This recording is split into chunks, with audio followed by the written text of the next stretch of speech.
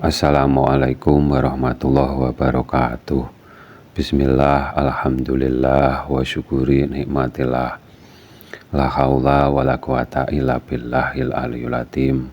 Mati sakjeroning urip dan urip sakjeroning pati, judul yang kami bahas saat ini.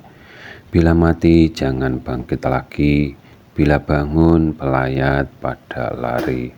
Mati itu hanya satu kali dan tidak akan kembali lagi.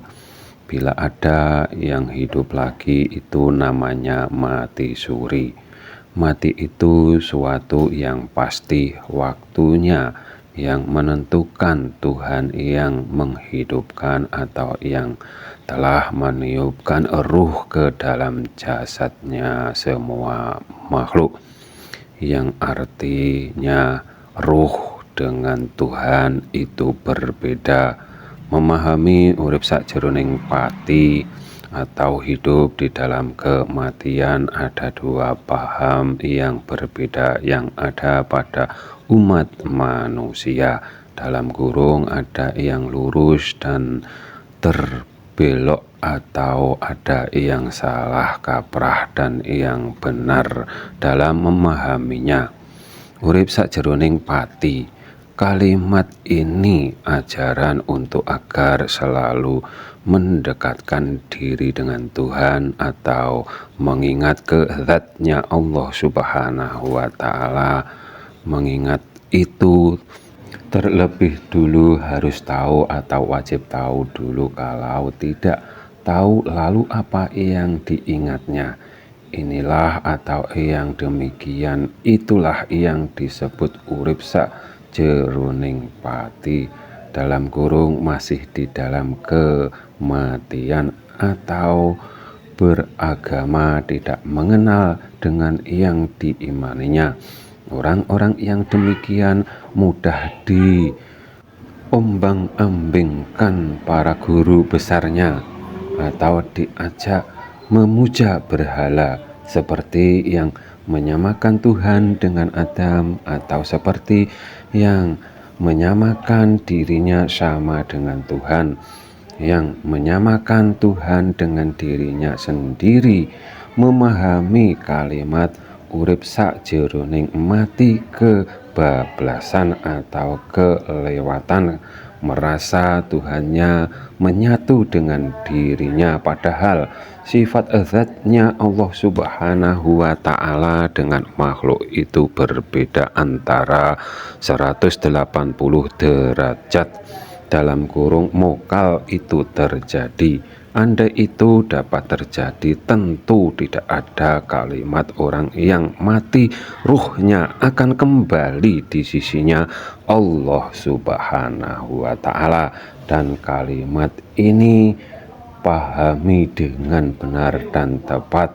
Guru kami pernah berkata, orang yang tidak dapat membedakan pastinya menyamakan, dalam kurung yang tidak dapat membedakan termasuk yang menyamakan, dikarenakan tidak dapat membedakannya.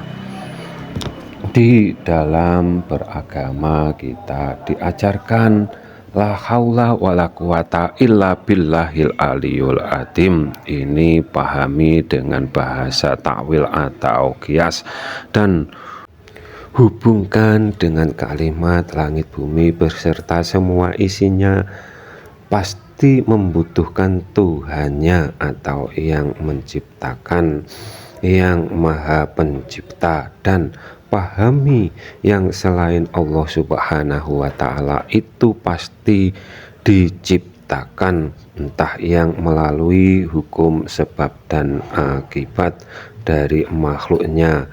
Pahami itu semua makhluk dan secara hakikatnya yang menciptakan itu Allah Subhanahu wa Ta'ala. Dan pahami sifat Zat-Nya Allah Subhanahu wa Ta'ala itu maha kekal, dan pahami kekal itu bagaimana, dan sifat maha tidak dimiliki makhluknya.